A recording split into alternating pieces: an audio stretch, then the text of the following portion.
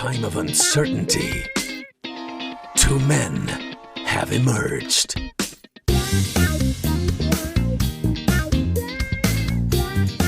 Two men have found a way.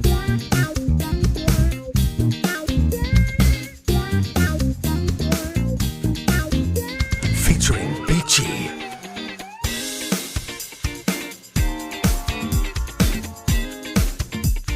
and Blackers, Pincher, Operator Al, and the Mancologist. It's time for Sunday Night Live. Hey! We're back tonight with me, mate. Cole. Hello, mate. My great mate Nathan Blackerby, and from Christian Vision for Men. And appearing with us tonight, there'll be Big Phil, our resident guest, England's former strongest man. Sorry, dropped an Atlas stone on his leg, held him up a little bit. And Pincher's back with his music trivia, and we've got a special guest tonight, mate. And me, who we got with us later? Mate, we've got a great mate of CVM's, Jonathan, the Sherwinator Sherwin. He's amazing. The show, yeah, And it's worth saying early on, if you've got questions tonight, then send them in, because Jonathan is going to answer all the questions. He is. So Jonathan is what they call an apologist, and he knows an awful lot of very intelligent Clever. things. Yeah. Clever. He's very, very, very clever, which is why we got him on. And he talks like an American, even though he's from England, which makes him sound more clever. He lived in And, Hawaii. and he did. So he surfs as well. And also, he was with YWAM before CVM. He still is a YWAM and taught their discipleship training school. And he formed something called what we called at CVM, the Demolition Squad, which is all about, demolishing the arguments that people have against Christ. So if you've got any questions, do come on to that. Anyway, mate, good to be back, isn't it? Mate, it's really good to be back. And just to say on the socials, don't forget, you can contact us live. We've got everyone checking in. Look, Grantham, we've got Aberdeen in Scotland, Southampton. They're all rolling in, mate.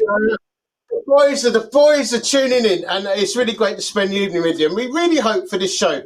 This is all about keeping us all on a fun purposes, and we don't hold back with Christ running the show, but we do like a little laugh along the way. Blackers, weirdest job you've ever had? Yeah, that's a good one, mate. Do you know what? I've had a few. I remember delivering about 1,000 yellow pages. That was an interesting job. It wasn't easy at all.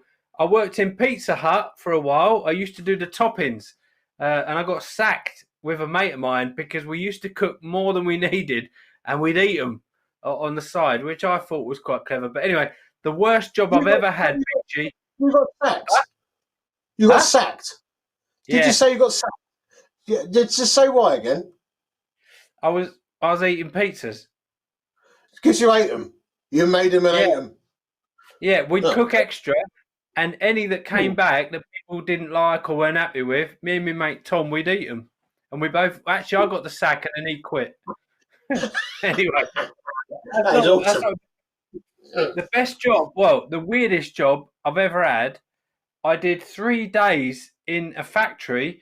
And you know when you go to the doctors and you check your breathing and they give you a tube and you and it measures how strong your lungs are, like an asthma test. I was on a conveyor belt and I was putting like a metal rod inside the tube, and I did that 8 hours a day for 3 days. And then a mate rang me up and he was like, "Do you want to come on a building site and do some work?" I was like, "Yeah, get me out of here."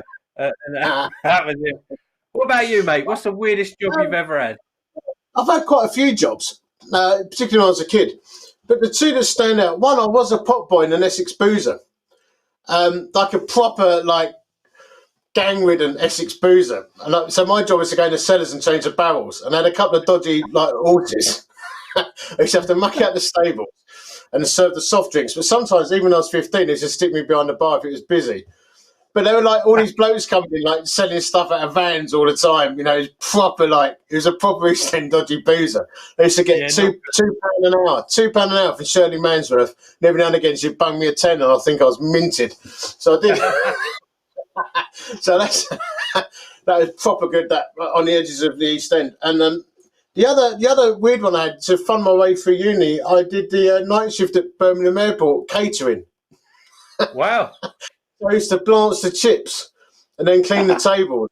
But I remember the worst ever moment. So I used to go in at 6 in the evening and finish at 6 in the morning. Yeah. And they'd minibus us back to our digs. It was like £3 an hour or something stupid. But I remember once I was cleaning the tables like 3 o'clock in the morning. It was proper like punch in, punch out job with the cards. Yeah. We had this boss who used to call us Babs. No, Babs, you're doing it wrong, Babs. No, Babs, you don't do it like that, Babs. Like all night. It was a nightmare. Anyway, once I was like a zombie and I cleared a table of someone's food who just nipped to the toilet. The family had gone to the toilet. I chucked all their burgers and chips and cokes in the bin. I got proper told off. Nearly got sacked on that one, actually. Yeah. Anyway, so but loads of I've sold furniture, done loads of dodgy sales jobs, and then I went into banking, which is also a dodgy sales job before I saw the light and started planting churches. So anyway, mate, we had some feedback last week on our rant. And we were talking about I don't know if you remember this, but we were talking about virtue signaling. I just need to look this up. And I was ranting about people on social media who say things to get attention. Do you remember I said that? Yes, mate. Yeah, of course. I remember you having a little rant about that. Yeah, I'm just trying to find me. If I can't find it out, I did have it earlier. I don't know if you've got it on your email. I'll forward it to you. But, yeah, I'll probably have. So you were basically saying you sent an email of someone who was tuning in, who actually really resonated with what you were saying. Let's see. This is a bit impromptu. Jonathan from a brilliant company called House, and he said, "Kai Cole, this show is brilliant. Thank you so much, Jonathan. Please keep it going. I'm concerned how you will find a limitless supply of top threes." He's doubting our expertise in that regard, I do think. Even though he's a great. I do feel, however, compelled to correct something. I suggested what you described in the rant is humble bragging rather than virtue signalling. Here are a couple of real examples from minister acquaintances I've seen on social media, modified to protect the guilty.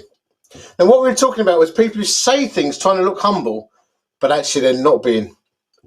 Feeling so humbled that my new book is in the New York Times bestseller list. Feeling so humbled that my new book is in the New York Times bestseller list. Brackets, self-help section. Brilliant. But a virtue, that's a humble brag. A virtue signal. Concerned that my German neighbours have a WhatsApp to join the VE Day street party. Should we really be celebrating this? I thought they were really good. Anyway, that's a little corrective for last week. I think they're right. There's a lot of humble bragging going on in the Christian world. And at CVM, we don't like it. Do we? Yeah, that's true, mate. We do try and avoid anything like that. And we're careful how we use social media, right? Very careful. I've been sniped before on social media, and it can get quite nasty. So we try and keep our hearts right and keep the social media posts good. We promote our organisations too, don't we? We like to cheer everyone else on and. Yes, mate. Absolutely, cheer people on. But people find anyway. Let's. Where's the rant jingle from our good mate Cy Thomas? Yeah, come on, let's have a rant.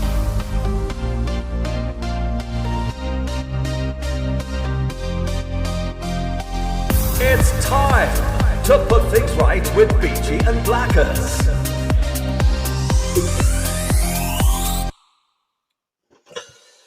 Right, Blackers.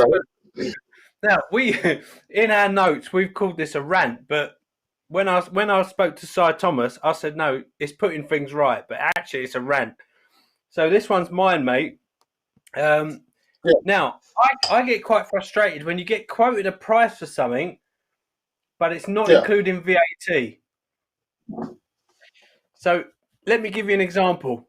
The injector Big failed. Big Phil in the green room's nodding. He's a businessman. He's nodding. Big Phil's with you already. Yeah.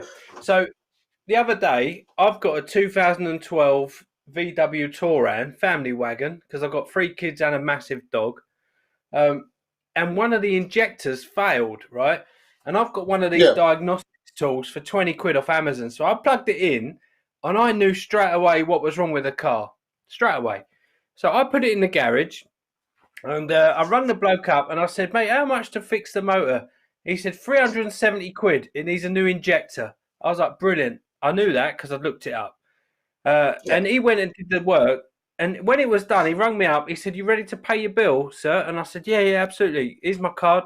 He went, that's 440 quid. And I said, hang on. Hang on a minute. You said it was 370. He went, no, that's without VAT. You got to add the VAT on. I was like, well, you didn't tell me the VAT. He said, well, you should have assumed the VAT was going to be added on. I wasn't happy. I really wasn't happy about it. And I don't think that's right. That you can mislead people that way. I don't know if you've had a similar experience, but that bothered me. Is the internet there? Is the internet there tonight? I don't know if he's around.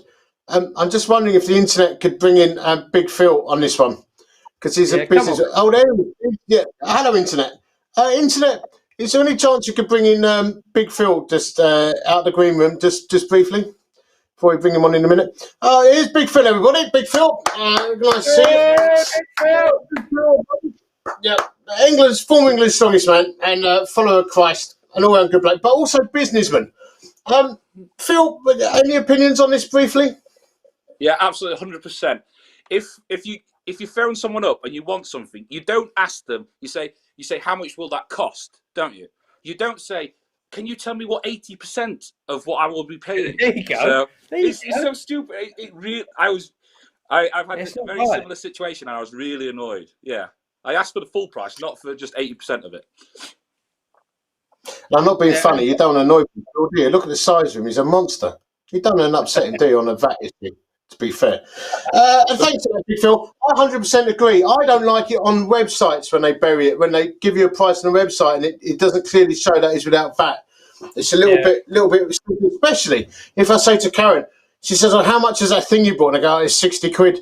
And then when she sees it on the bank account, it's slightly more than that. I go, oh no, darling, that didn't include the VAT. It don't sound right, does it?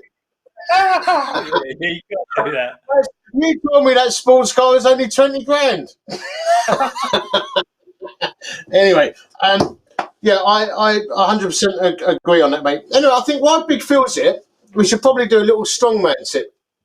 Come on.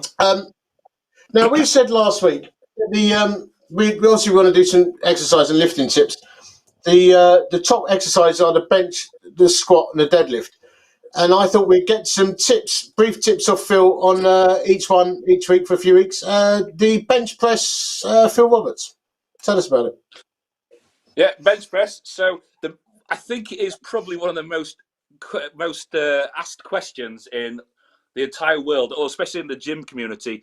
How much do you bench, bro? So it's a big lift. A lot of people do it wrong though. So there is a few rules that you need to get right in bench press. Admittedly, if you do it right, so if you imagine the bars in front of me, generally the rule is if you hold it tight, closer together, so your arms out in front of you, you're working more tricep and shoulders, not as much chest. But if you're wanting to improve your chest dynamic and increase the chest size and strength, what you need to do is you need to bring it further, wider out, because what that does is it creates the tendon pulls in on the top of the top of the arm, and it pulls it in. So the chest contracts, bam, okay? So you want to work triceps and shoulders, nice and tight together. You want to work more chest, nice and wide. Okay, so you decide what you want to develop more. And also, the way you bring the bar to, okay? It's not a bench press if you do not touch your chest, okay? It is... That's interesting. False economy. A lot of people hold back, don't they? They don't quite touch the chest. Yeah. I see that a lot. Yeah. Interesting. Yeah. That's exactly like saying when you've done a bench press, it's the same as if you shoot a penalty in a football and you hit the crossbar and it bounces off. if you don't touch your chest, that is like hitting the crossbar. You don't score. That is not a bench press. That is a fail. Okay? So that's my rant for today. That's top tip, that, because I think that would reduce a lot of people's bench press. Yeah. I think that would take their number. But you get a lot of people. Yeah, you get a lot of people. It's worse than squat though. It's like terrifying to watch a squat. But on bench press, if that person goes a little bit too far, you can see that it's too heavy for them. They'll just go boom, and then you'll hear them screaming for help, saying, "Please help! Somebody! Gravity's beating me." That is awesome. But, I told you earlier, Carl, that I don't know if you can see it on the screen, but I was doing some heavy bench press. Deadlifting this week, so I was deadlifting 330 for a few reps. And I felt this big pain, like a dull ache, like in your sinuses, but beside my eye. And what resulted was I've actually burst a little blood vessel. So I'll try and get close to the camera and you see it. Okay, it's this eye. If you look. Oh yeah. Ooh. Oh yeah, it's disgusting. Yeah. Yeah. So that was the end of my heavy lifting week. So I was up for a really big heavy lifting week, and then unfortunately I'll have to wait until next week now. What's a heavy lift for you at the moment, mate? So I did that while I was deadlifting 330 kilos, so a third of a ton. Hopefully, probably going up to 400 kilo this. Yeah. I think someone's saying, Big Phil, what's the name of your gym? Just saw a question come in. What's the name of your gym, mate? It's Titanium Strength Gym in Sheffield. Brilliant. Any other questions come up for Big Phil before we move on? Is there anything else come up in there? Brilliant. All right. Well, we might come back to that as soon as we're doing on time. I think, mate. What are we saying? A little game of Battleships. Oh, hello. Come on, then. Let's have a little feature. Come on, then.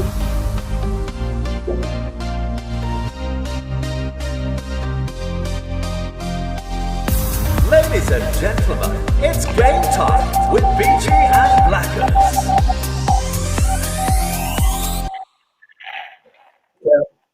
Just saying that I think I have sunk one of your ships. I'm 1.5 on your ships at the moment. So take your best shot, Blackers. Go on then. Whose go is it? Go on. Oh, no, wait. Last week we finished this. You got F4, G4, H4, and then we stopped. Yeah. Oh, right. Yeah. All right. They all fell out. So thanks for that. Did I do E4? What? Did I go for E4? Yeah, you did that, and that was a miss. All right. So I'll take one more shot. And I'm going to say 4. What? I4.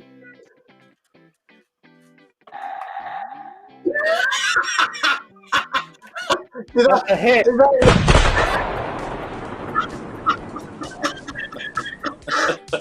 I think. Are you sunk? Have I sunk? No, I want to know if I sunk. Yet. No, hold on, not yet. No, I'm going to go J4. Hang on. Before you do J4, can we just consult the comments and people on social media? Is this feature working? I feel like this feature's a bit of a flop. No, you're saying that. No, you're saying that because I keep sinking your ships. I want to know. J4. Hit and destroyed.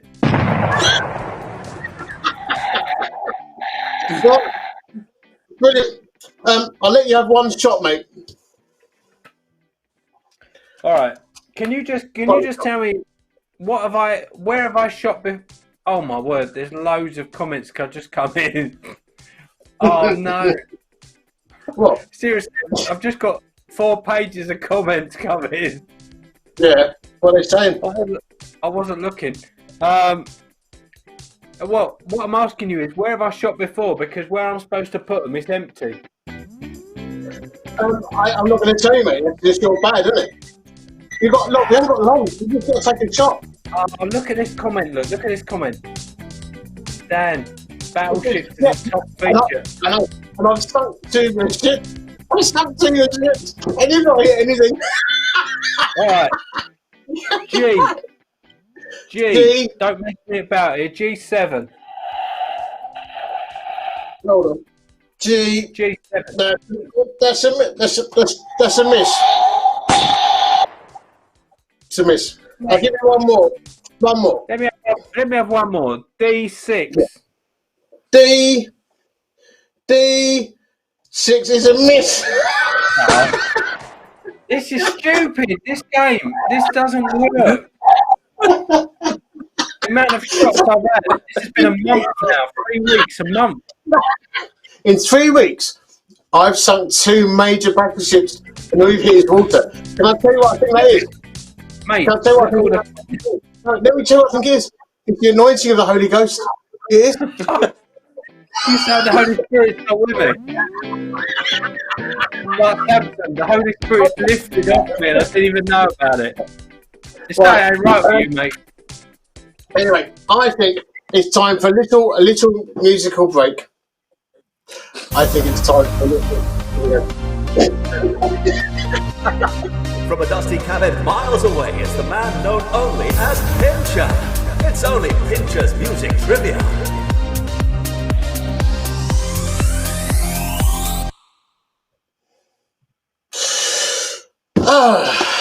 Here we go, and I think Blackers, you should get sympathy points for killing, or I don't know what you're talking about. So over to Pincher. Evening, fellas. Evening, mate. How are you, fellas? All right? We're all right, mate. Great. Well, another sad week in music. The 9th of May, we lost Little Richard. Richard died at age 88. One of the seminal figures in early rock and roll. He was a self-proclaimed king of rock and roll, in fact. Little Richard was a devout Day Adventist, but his father sold bootleg whiskey, so I don't know how that works.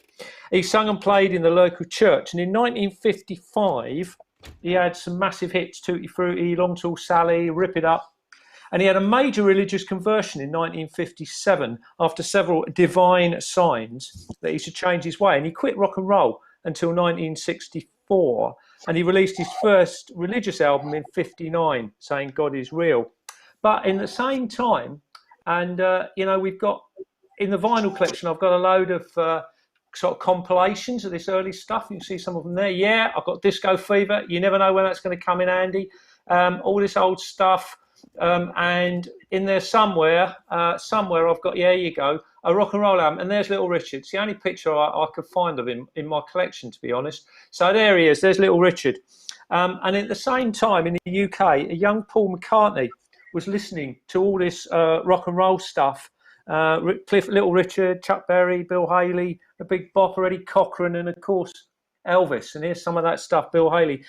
And he always states Richard was a massive influence. But in the UK, the missing link from early rock and roll from the 50s was skiffle. And one particular bloke and one particular song. And all these lads formed skiffle bands. All you needed was a guitar, a T-chest bass, and the obligatory washboard and a thimble. And this is where Lennon McCartney started. Really, the song that linked it all together was the launch pad. These Beatles, the skiffle classic, Rock Island Line, by Lonnie Donegan, and it was released in 1956. And it made rock and roll accessible to the youngsters of post-war Britain. New and exciting, and it was launched in the UK as a result of this classic. Lonnie Donegan was born in Scotland, and he was a jazz musician, played the banjo, and started off the whole skiffle movement. And really an absolute key record in the history of pop and rock music was this absolute classic. And there you see it on the Decca label, looking a bit dirty and scratched, that version. It's been played for a long time. So we're going to go with that tonight. We're not going to hear much of it. The intro is like a bit of a talk from Lonnie. He starts off talking and then he goes into the music. We won't actually get to the music tonight, but because of our restrictions. So we're going to load the Duke up and we're going to go with Rock Island Line. Here we go. Hopefully we're going to get the Duke going. Oh, come on. Where is it? I can't find the record. Ready? Here we go. Let's get Rock Island Line on. Great song. Enjoy it. Find it on whatever digital media you use. And Rock Island Line. the real link between Little Richard, early rock and roll, the Beatles, and what we now know as rock and pop music. Lonnie Donegan's special request Rock Island Line from the record company.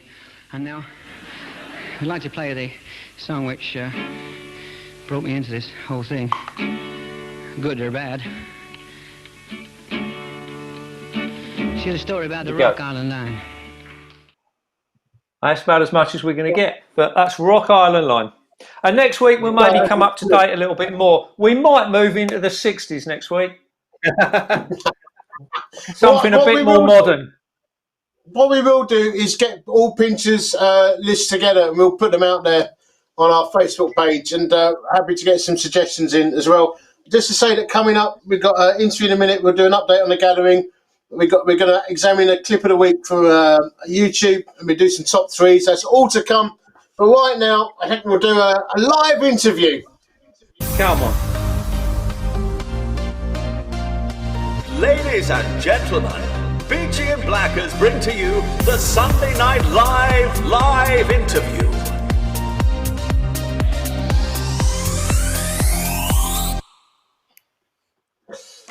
And we got someone very, very special with us tonight. He is called Jonathan Sherwin. We know him as the Sherwinator. And I don't know if he's there. He is, the Sherwinator. Welcome, Sherwinator, to the show. Hi, guys. Jonathan, why don't you tell us a little bit about who you are and what you're about, what you do with CVM, and everything about life and the wingspan of an albatross. Everything about life. So I've been with Who CVM for 11 years. And that's because I met Carl at a church in Bath. And before that, I was living in Hawaii, actually working with YWAM, and Carl said that's not really serious enough work. Come back here, and so I did. But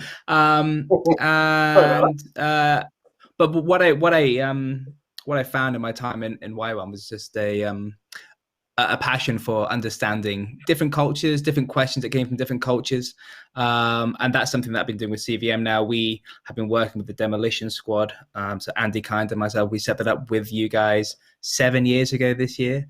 And that was after I'd done a stint in Oxford, the Oxford Centre for Christian Apologetics, really exploring tough questions. I know.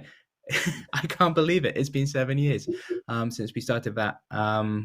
And those questions still intrigue me and challenge me to this day. Why don't you, Nathan, there's some resources you've been working on too, and you're involved in all this one. There's a book and various other bits and pieces. I don't know if you want to pick that up. Yes, mate. Yeah. So one of the things we've done at CVM is we've produced a book with Jonathan and Andy Kind.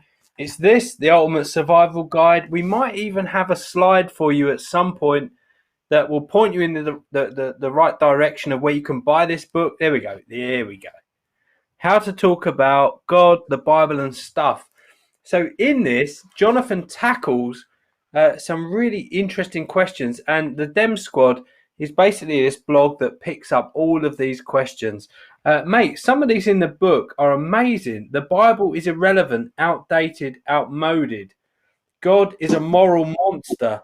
Jesus didn't rise from the dead. Why did God kill his own son? I mean, these are massive. How do you feel about this stuff, mate? Just to clarify, those are the objections rather than the answers in the book. I think the thing is, these are the questions that people ask, or the questions that people think about when they hear things. Oh, come on, how can you believe a book of fairy tales? And how do we know it's true? And well, hang on, we've heard some pretty rough stuff about things in the Bible. And one of the things that I've spent time doing is working with students, and students are great because they're in an environment that permits and encourages people to ask lots of questions, and so they ask a lot of questions that other people kind of think. And so what we wanted to do with the book is just to hit the nail on the head. Okay, look, these objections, they're serious, and they're serious for the Christian, but they're also serious for the person who doesn't believe. You know, problems like morality, that's a question for everybody. of all faiths and none. And so yes, what we wanted to do with that book specifically was just to begin to tease out the beginning of an answer to say, look, there are some good points to be made in this conversation, and I hope that's what we've done there. Yeah, absolutely, mate. So some of this stuff, and I remember when we were in the office talking about this, and particularly queuing up the book and getting some drafts together, we left out a huge chapter or part 4 on suffering. And I remember you going back and you were like, you know what, we need to say something on suffering, because one of the things that comes up time and time again is, if this God is a God of love, then why on earth do we see so much suffering? So we're going to touch on that in a minute. I'll throw it over to you. But guys, if you're listening to this and you've got a question for Jonathan, then in the next few minutes, we're opening the social media. Do ask in and we'll try and get your question heard. But mate, why did you think it was relevant to add that chapter in on suffering? If you're going to attempt to tackle popular questions that are in opposition or at least seeking to bring clarity to the Christian faith, you cannot leave out a subject like suffering. It's perhaps the largest challenge. And initially we were thinking this was a quick fire response. And how do you do a quick fire response to something as large as suffering? Everybody experiences suffering in different ways, and there's no one size fits all answer. So what we did was to say, look, instead of answering this as one question in one section, we're just going to create a new section to the book, give it all over to this problem, and just begin to say, okay, what is it that the Christian faith begins to say to the challenge from pain and suffering? Because I think that there's a lot that it does have to say, and some really interesting points. And it was incredibly relevant when we wrote it 7 years ago. And of course, it's relevant today. It's an age-old question, as old as time, and I think it will continue to be relevant for a very long time. So we've got, thanks, mate. We've got some questions here. Is there an e-version of the book? I don't think there is at the moment. I can answer that one. There isn't. You'll have to buy it. I've got a copy here, and you can find it in CVM shop at a discounted price. Right, we've got questions coming in, mate. Here we go. The first one for you, my friend. There you go. Do you want to read it out? Do you guys think we are in the tribulation period with this pandemic? So just a minute on this, Jonathan. Go. Well, when Jesus was asked by his disciples about certain times in the Bible, right after he rose from the dead, and they said at that time, hey, are you going to restore the kingdom? Jesus said, hey, it's not for you to know the times. And so I take comfort when Jesus says, look, it's not for you to know all the times, and that's outside of your control. I think that Christians throughout ages, if you look back over the last 2,000 years of church history, can you imagine the times when Christian communities have said, all right, God, is this it? You know, I mean, think about the pandemics that history has seen, the catastrophes, the major incidents. And so what we have now is a challenge that's facing us globally. But we faced global challenges before. And so on that basis, it'd be very hard to call. But I'm going to dodge it completely by saying that the Bible gives us an out. The times and the seasons are known to the Father. What we are called to do is work on the power of the Holy Spirit. I will chip in. Shall I just interject a little bit here? So I think that one of the things that massively concerns me in the Christian church is that we ridicule anyone who has any sense of this, is this in Revelation or anything prophetic. We can so liberalise God's word that not anyone's afraid to actually call it. And my slight fear of that is, I'm not saying we should call it, that this is apocalyptic, it's in Revelation, but I think there will come a time when Jesus says, watch, look for the signs. And there will come a time when, the prophets and those who are steeped in learning will say, this is a marker. Now, what is interesting out there at the moment is we're facing global crop failure, global pestilence, and global war being fought in big parts all over the world, which is akin to the fourth seal in Revelation. But doesn't mean to say it is. It could be a shadow of what's to come. I just think we've got to watch. But what I would say is don't ridicule. You know, if people are listening, we tend to ridicule anyone who says in the Bible it says, which is a concern. You can go too far one way, but also too far the other way. Do you know what I mean? So it's a balancing act. But we're men of the word, and we want to stay watchful, but we're not extremists. We're only extremists when it comes to scale electric. So that's just a thought.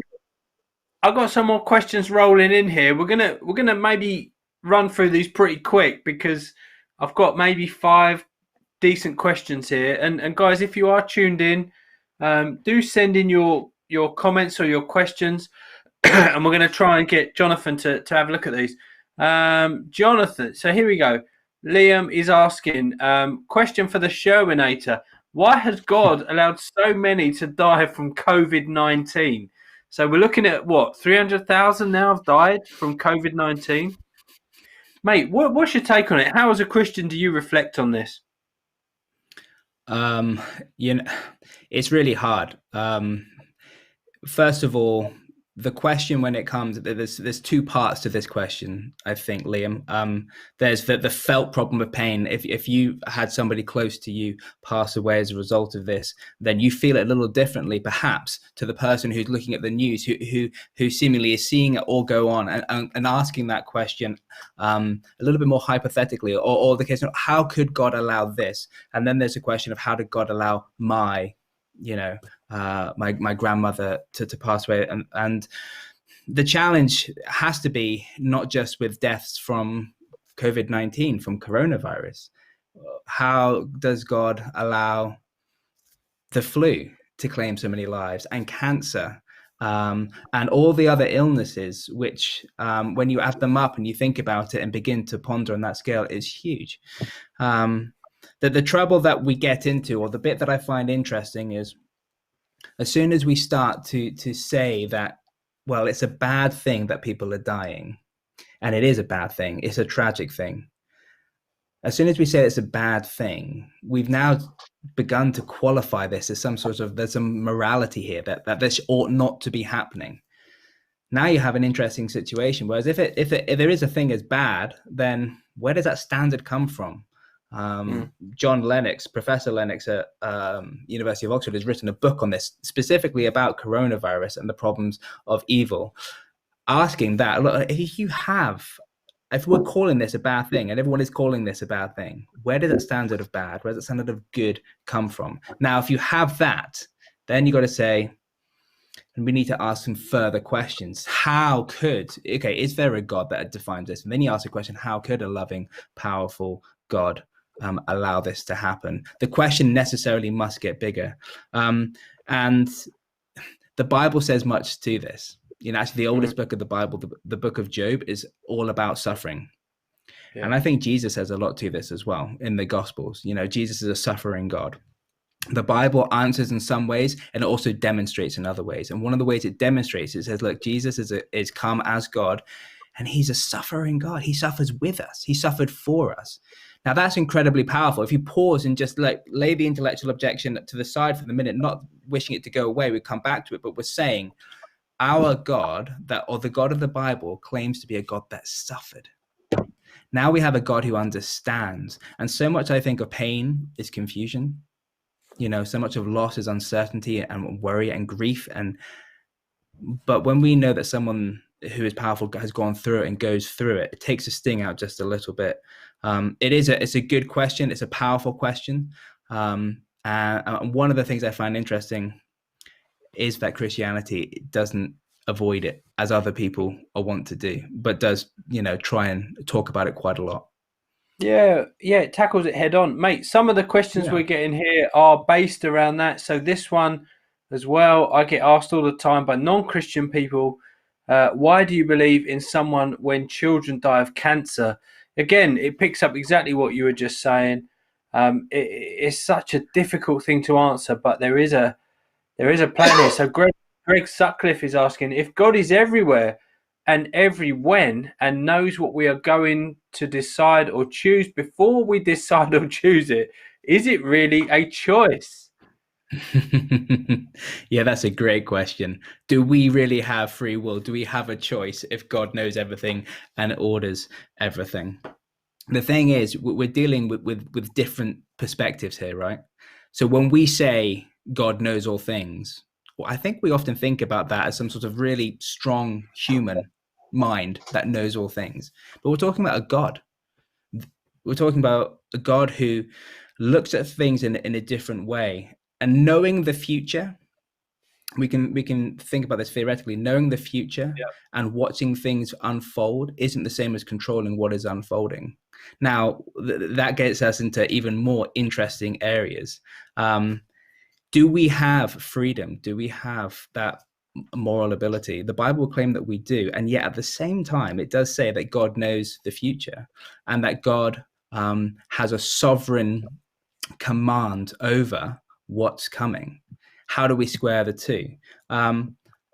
One way of thinking about it perhaps is thinking about in the same way that we can see children making choices, and we're providing a level of care perhaps as parents that's giving them freedom and understanding.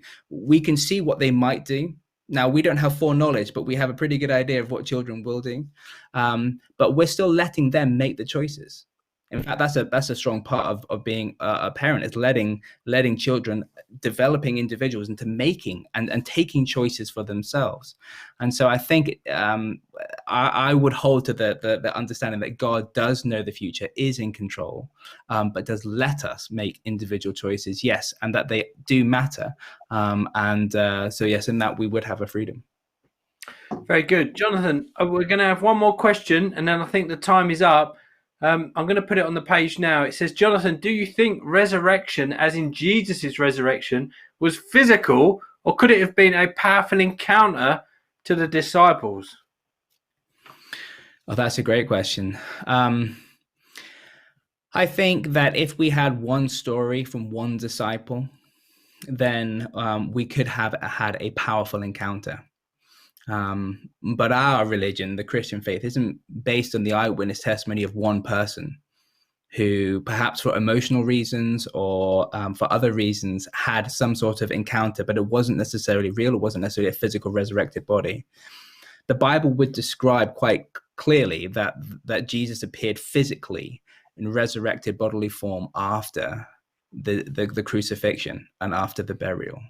And that was attested to by the disciples and many hundreds around at the time. And then people started to talk about it. So if you say that it was just an illusion, then you're having to say, well, the people writing the testimony at the time got it wrong. And then we have to ask, okay, so if they got it wrong, how do we know where this other ideas come from? And so it's a possibility, but it's not something that the historical record shows. The historical record shows that Jesus died by crucifixion, that he was buried in a tomb, and that he was resurrected on the Sunday, and then he appeared to people. When you begin to alter that story and say, well, what if, and there are many good objections, the qualifications needed to make any other possibility plausible just keep going and going and going. So, the simplest explanation really is, when you examine the historical account of the resurrection, that Jesus died and was resurrected physically, which is incredible. And the thing is, if that is true, if we can do it, then many other answers to many other questions take on a different perspective. Jonathan, mate, thank you so much. And loads of the comments coming in are like, get Jonathan on again. So, mate, you will be back. Be assured of that. I've got a question for Beechy as well. I'm going to cue this up. But also, just so you know, guys, if you're interested in what we've talked about tonight, you can find this book on the CVM shop. So go to cvm.org.uk and you will find Ultimate Survival Guide, How to Talk About God, the Bible and Stuff. So we want to equip you with that resource. And a lot of what Jonathan has talked about is available in here. Also, on the CVM website is the Dem Squad blog. And there is loads of stuff that Jonathan has taken a lot of time over to think about and process, and that is a really amazing resource. So do get in touch with that. Beechy, one for you. I've got a question for you here, mate. Here it is. Boom. What's the best way to share the gospel in this world? I couldn't quite read it without my glasses on. In this time of global loss, there's one thing that all Christians should be characterised, I believe. Hope. We've got hope. This life ain't it. If you believe this life is it, then ultimately at the moment it's just a sick joke. But if you believe this life ain't it, then we've got hope. And actually, all I want to say, because Jonathan is an amazing thinker on apologetics. Me and Nathan are more blunt instruments. We just present Jesus Christ. And what I want to say to you is, on the 22nd of April 1990, I've got hope in my heart. Phil, when he was on the last 2 weeks, he's a man whose life is self-destructing. He's now got hope in his heart. Nathan's the same, Pinch is the same, Jonathan's the same. You want to know how to communicate the gospel in a time of global loss? You show that hope that we have in Christ. And that's it. And if you put your faith, your hope, your life, your trust in Jesus Christ, then this life ain't the end game. If it is the end game, then why am I pouring so much love into my daughters and my wife? And why? They're just going to be a photograph on a hard disk one day. It's pathetic. Or maybe there's more. So I'm a man who believes that Christ has given me hope. And we are crucified to the world. This means nothing in the hope that Christ has given us. And only he can make us the man that we know we ought to be. And refine us and mould us ready for eternity. That's how you communicate Christ in a time of global loss. It's as simple as that. We are the ones who look up because our feet are on a rock. That's it. It's as simple as that. But if you're searching for Christ, if you listen to what Jonathan has said, I'd encourage you to humble yourself, put yourself in a quiet corner tonight, get on your knees and say, God, if you're there, you speak to me. That's what Big Phil did. Changed the game, the whole direction of his life. We'll bring him on in a bit anyway. That's what I'd say. I think we've got a whole bunch of things to go through. We're going to do a little update on the gathering, clip of the week, top threes, Mancologist. Phil will be back. But Jonathan was awesome. We'll definitely get Jonathan back. He's an absolute CVM legend. God, he's been working for 11 years. Yeah, beautiful. Anyway, update on the gathering, because it's going to be a little bit different this year, isn't it, mate? Mate, totally different. So we've got a little video. Hopefully we've queued it up, ready to go. The matrix or the internet's on it. But the gathering this year is going to be a little bit different. So it'll be Friday the 26th of June to the 27th. So just Friday to Saturday. We've got a load of stuff lined up. And our challenge for you is, are you up for camping in your back garden Friday night? Yeah. Join us. It's going to be wild. An idea. We needed a field and we found one. It's here. And this year it's going to be empty. But over 10 years, we've seen God do some amazing things. From a few hundred blokes initially, we've now seen about 1,000 men make first-time commitments to Christ. But we're not giving up. We're still going for it. But this year, it's going to be a little bit different. What's it going to look like, mate? Mate, this year we're going to be online, TG20 online. We've called it Bunker Edition. Join us Friday through to Saturday. Beechy and I are going to be live. All the normal banter and fun. You do not want to miss it. Bands, Graham Kendrick, guests, testimonies, gospel preaching. You're going to love it. And if you're brave enough, put a tent in your back garden and camp the weekend. There'll be prizes for the best setup. Come. There you go. So it's all going to happen, and there is a theme that will be announced in due course. We'll have another little video for that. But this is something that we want to put in front of your mates all over that weekend. We've seen, as we said, 1,000 men or so make first-time commitments to Christ, and we want to see a whole bunch more give their lives to Christ over that weekend. So we're giving it our best shot. Join with us. It's going to be carnage. What else do we need to say about it? I think is Pincher still there? I don't know if it's disembodied voice, because obviously one of the things that did happen by cancelling the gathering was it did put CVM in massive financial jeopardy. But actually, I think tonight is another opportunity for me and Blackers to say just how humbled and blown away we were by you guys standing with us. The fact you're still with us. Yeah, I'm here. I'm still here. Mate, tell us what it's looking like. Tell us what it's looking like in terms of numbers. Well, it's just been amazing. We're away in the office. We have had, out of the 1,800, we've had about 1,200 people respond. Over half of those have gifted us their tickets, mate. And that's just amazing. Over half have gifted. We've had a load of rollovers as well for next year, which means we've got to run it again. and we've given refunds to those who needed them, and we want to honour that. Of course we do, but it's just been incredible. The grace, the gifts, the great remarks, the comments, the thoughts. And can I just say as well here, a shout out to all our suppliers. They've been amazing. Let's give a shout out to Sam Follett, the guy who does all our tech. Amazing. These have given us most of them have given us minimal cancellation fees. We have had some, of course we have. Some have rolled our deposits over to next year. It's just been incredible. So thank you. But I do want to add one thing in here, Nathan. Very quickly, jumping back to Battleships. I spoke to a mate, right?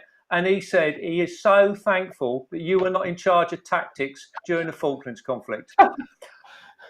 Look, I'm not being funny. I don't think Carl's even put any boats out. The amount of shots I've had. Boats? No, they're called ships, mate. Boats go under the water, mate. Anyway, but no, the gathering, incredible. Thanks, fellas. Thank you so much. Honestly, from the vision I had all those years ago to seeing you guys staying with us, it's been so moving. And Nathan and I were down filming a whole bunch of pieces on the field. It just felt like a sacred place, and we will be back. But thank you for keeping us in the game. Thank you for keeping CVM in the game. It actually means so much to us. So, Watch Your Space will be from our bunkers hosting live over that weekend. I think it's time for clip of the week, maybe. Come on. Now, I'm going to talk about it. Yeah. We haven't got a jingle for this one because this is a new little feature. Can I just say, I'll just text Jonathan because we've had some comments saying, what's the book he quoted? It was Where is God in a Coronavirus World by Dr. John Lennox. All right, so we don't want to ignore you guys on the chat. We're getting so many people comment on social media. Nikki's doing an amazing job, and it's so helpful because I can just queue it up and boom, it will come on. There you go. Now, this is, mate, we need to talk about this. So I think we can start a little feature here of sports activities or sports classes that aren't currently in the Olympic Games but should be. 100%, yeah. Right, okay. So I've got a little video here. This is my entry into what I think should be considered as an Olympic event. Should we have a look? Let's do it.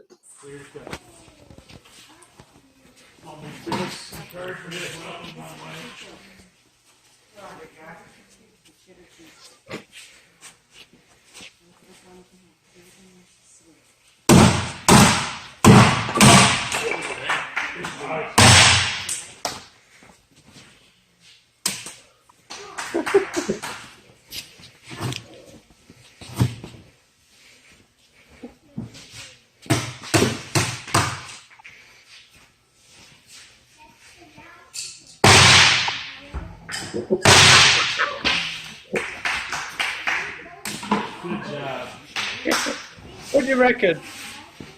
I'm loving it, mate. I'm loving the precision.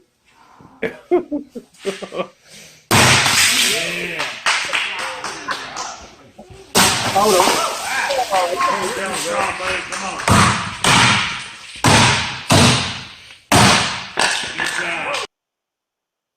So can I just explain this? He's basically walking around a warehouse hitting stuff with a massive knife. Now, what's not to love? Yeah, well, exactly. And to the untrained eye, they'd look and go, "That's so unskilled." But there's a huge amount of technical ability that's happening there. So that is my submission for the Olympics. I think that should be considered as an Olympic event. But there you go. I think what we should do is we should compile 10 newfound sports, and then we'll whittle it down to one submission. We'll put it in front of the International Olympics Committee. Yeah, we'll put it in front of the IOC. But that guy, that was some serious skills going there because he was doing blunt force and precision. Did you notice that? What knife was that? What knife was that? It was his own custom hybrid sort of chopper. He was actually the world champion last year. Not being funny, but that bloke on the Karate Kid, he could do that with his hand, couldn't he? Mr. Miyagi? Yeah. He didn't use a knife, did he? Could do it with his hand. Maybe. We better move on. We got to get some clips. I just want to say, the 1 week link of your submission is that there are people who could do that with the power of their mind or their hand. I'd like to meet him. I just want to bring Big Phil in quickly. Big Phil's opinion. Big Phil's Olympic contender. Big Phil.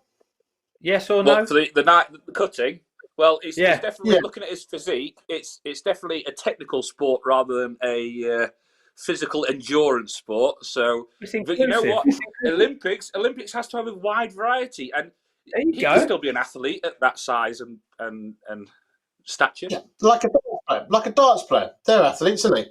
Come on. Yeah. Well, yeah. Are they athletes? But yeah. Has that got the Big Phil thumbs up?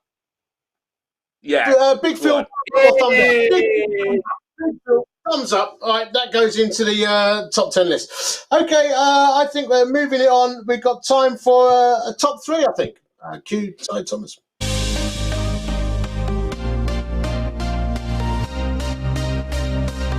It's time for the official CVM Top 3.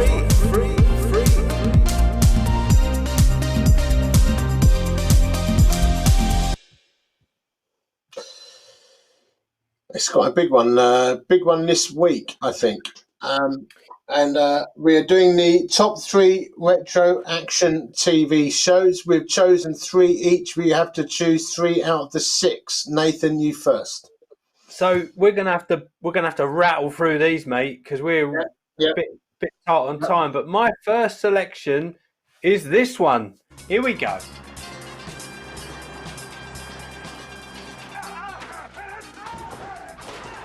Maybe have to. I'm here, Michael.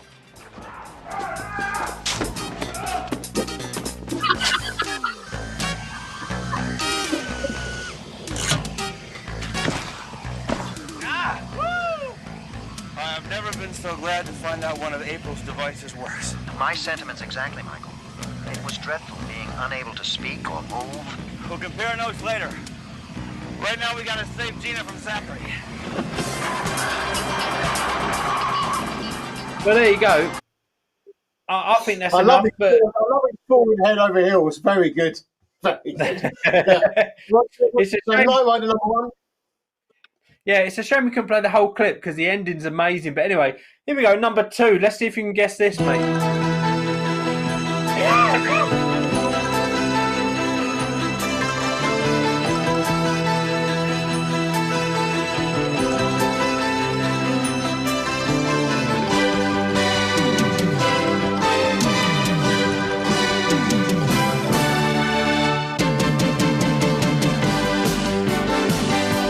Come on.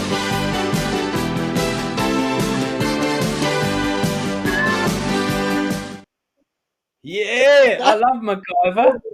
I was never a fan of MacGyver. I will be honest. But what? You weren't a fan? No. All right, moving on then. Number 3, Big Al. Make it happen. 7 years ago, a crack commando unit was sent to prison by a military court for a crime they didn't commit. These men promptly escaped from maximum security stockade to the Los Angeles underground. Today, still wanted by the government, they survive as soldiers of fortune. If you have a problem, if no one else can help, and if you can find them, maybe you can hire the A-Team. Beautiful. And what I loved about the A-Team, I love that no one died. Disguises it. Yeah, he's dead now, mate. George Pepper, he died. He's the only one out from that's died.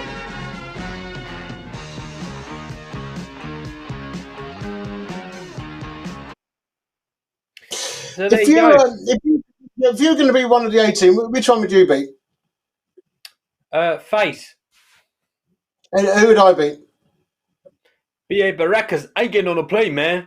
I picked the fool. Yeah, I'm Mr. T. Huh? I see myself more as like Hannibal. Do you not think so? Yeah, maybe. No, I think you're more B.A. Baracus. Come on, move on. What's your choice? What's your choice? Right. I think you're strongest for Night Ride in the A-Team. Here's my three. Number one.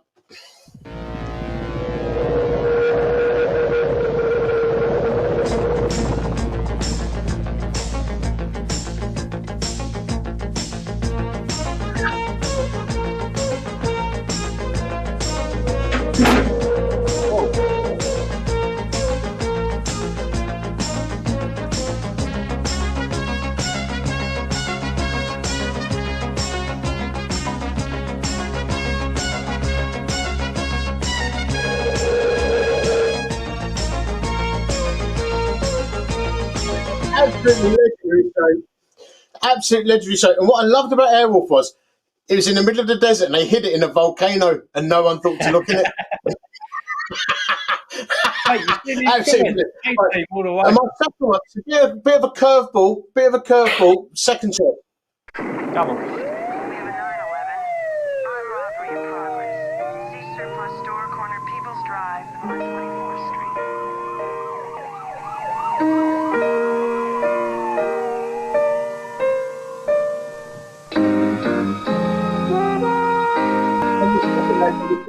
The legendary show, Hill Street Blues, some anonymous city in America, rough policing in the 70s. Yeah, I think it's the equivalent of your MacGyver. And my third choice, no, I know it's a curveball, it didn't work. Third choice, you're going to love it.